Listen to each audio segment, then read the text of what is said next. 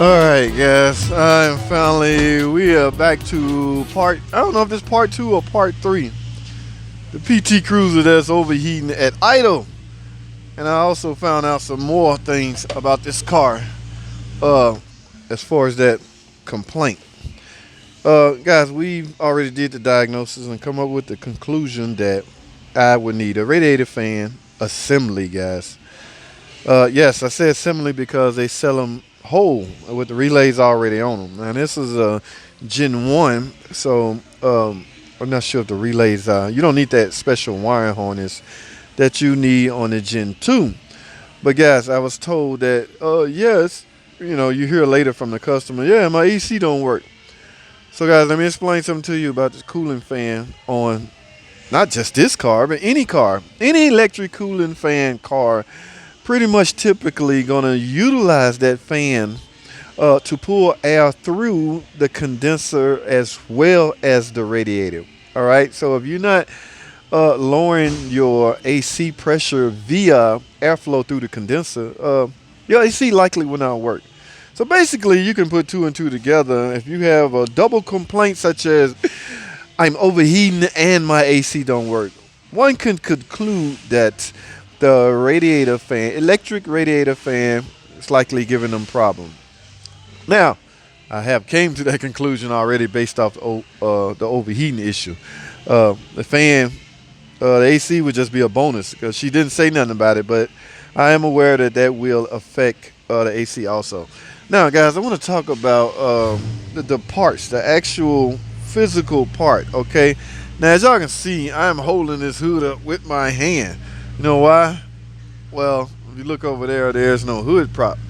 Now, I have tons of those little yellow hood props. When I go to pull apart, I typically snatch about 3 or 4. All right, so they land all over the place. I use them for other things. And I had no problem giving, free guys, hear me out, free. I had no problem giving this customer a hood prop. But there's only one problem. Yes, I'm a nice guy like that, by the way. Let me get that out there. Especially if you, this is PT Cruiser. I love PT Cruiser and I love PT Cruiser owners. Yes, I do. There's still quite a few of them out there in La La Land. Yes, so guys, what I'm going to talk about right quick on why I can't proceed with my good deed, my good gesture, my blessing. I call it a blessing. Well, if you're not religious, that's probably a terrible word, but I would call it a good deed. The reason I can't proceed with my good deed, well, I'm coming up on a break. Let me take a break right quick, and plus I'm tired of holding this. I gotta get a prop to hold this up. When I come back, we're gonna talk about parts. All right, so stay tuned, guys. I'll be right back. All right, guys, we're back. Thanks for staying tuned. Thanks for sticking with me, man. I really appreciate you guys watching these videos, man. Okay, where was I? Yes, the reason I can't proceed with my good deed. Yes, I was going to give them a hood prop. It's only one problem, guys. It does not matter if I give them one or not. I have no way to install it, guys. That's because the little bushing that go in here, yes, there's a little rubber bushing that goes here. And that's where your hood prop go into, okay? Now, the bushing, guys, is discontinued. No longer available. So I was going to order one, but they can't get them anymore, guys. So here at the dealer, they can. OEM. It's a lot of OEM parts you cannot get. You no longer can get from the dealer for this car. Guys, I want you to keep in mind something. This is a 02. Okay, the PT came out in 01. That is almost 20 years, guys. I still get confused on when something becomes antique. Okay, I thought it was 20 years, and now your car is considered an antique. Well, it's not quite 20 years yet, but it's close. My point is, guys, we can't get the bushing, so I can't proceed with my good gesture of giving this nice customer a hood prop so she would be able to prop a hood. Now, I have a pry bar here to prop it, but that's not cool at all. That doesn't look good out and about, and you want to check your oil. All right, now, that's not only bad news as far as parts. Let me explain something else to you. Guys, this is my part that I received. Y'all know I'm a big fan, huge fan of OEM parts, right? Well, to my surprise, guys, The OEM Mopar radiator fan for this year model PT Cruiser has also been discontinued. Yes, guys, you heard me right. I am a y'all just don't know how well I advocate for OEM parts. Well, it's not gonna happen. That is the part they're giving me. It looked measly cheap, but it's all we have to work with. You can't get an OEM now, which is not so bad because it's gonna work, right? I have no problem or no worry about it working. It's gonna work. It's a new motor, just a cheaper version of the brand new motors. All right, so it's gonna work now. And also, guys, the OEM part is extremely expensive, so it might be a win-win situation for the customer. And sometimes I cringe at the price of OEM parts, but I'm aware of its quality. So I take some of that cringe away once I found out the price of some of the OEM parts, because how much of a risk are you taking using this over an OEM? Pretty much none. You're gonna get the same amount of warranty. This thing is a lifetime warranty. So if it fails, you get a new one. So there's really no major risk, guys. So factor all that in when you're debating or deciding on should you get an OEM part or aftermarket part. It feels flimsy, but it's going to work. All right. Keep in mind, guys, like I say, this is a Generation 1 PT. So I'm sure this shroud was designed to handle either or, but there's no relay harness on this. All right. So, guys, I'm about to replace this. We've done enough talking. And I'm not going to do much filming because there are countless. In fact, I know I have one out there. How to replace a radiator cooling fan. It's real simple, guys. Top part come off. This rail come off. There's 2 bolts holding the fan under the bottom. They go right here. There's 2 on the top.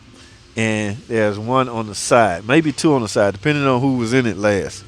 But it's fairly easy, guys, so I will film as much as possible. I'm not going to get you too much because, like I say, this is a fairly simple job. This is what we're chasing right here.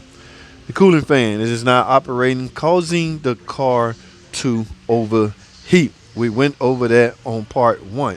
Please watch part 1 right here. All right. There was also a part 2. No, part 1, we discussed what was going on. Part 2, we actually diagnosed the fan. All right, so here's part 2 right here. And ladies and gentlemen, this will be the last part of this series. So I have some work to do, guys. I had to get this fan replaced. So let's get with it, guys.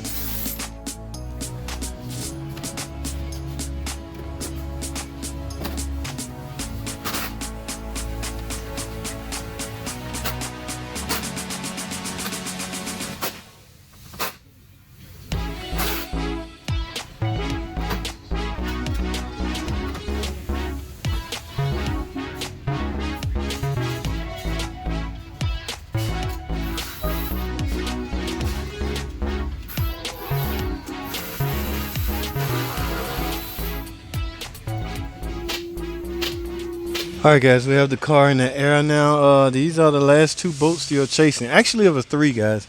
There was one right up there in the corner. And I'm gonna say this, guys. If that bolt is still there, this is likely the original fan, guys. I don't know of anybody that actually put that bolt back. Number 1, it's not necessary. And number 2, it's a pain in the butt to get to. And it was there. So that leads me to believe this is the original OEM fan, guys. This is an old 2 PT Cruiser. So this customer got his money worth out of that fan. All right. Well, I don't know. Maybe not. Because if you have ever replaced the radiator, you have to remove the fan. It's hard to say. These bolts actually don't look like they ever been off. Look at this. So if this is the original fan, they got their money worth. All right. You can't complain at all. Only danger, or I hope they didn't do, is drive it while it was in hot mode for too long, guys, because remember, you can easily warp these cylinder heads. All right, we got these last 2 bolts, and we're pretty much done, guys. We let it back down and bring the fan assembly out.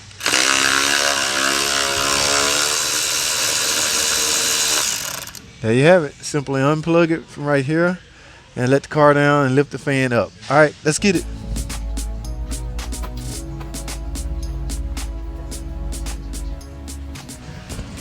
Alright guys, I have the old fan off right there. Here's the new one I'm about to install. I'm not going to film the installation procedure because it is merely a reversal of the removal procedure. But guys, let's talk about this for a second.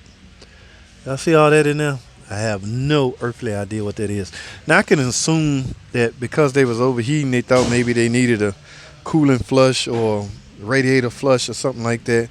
It'd be the simplest things that people tend to overlook. Now, the average consumer is not mechanics, so you don't expect them to know that their fan not working. But the average consumer will try things amongst themselves to repair their own problem. I have no problem with that at all.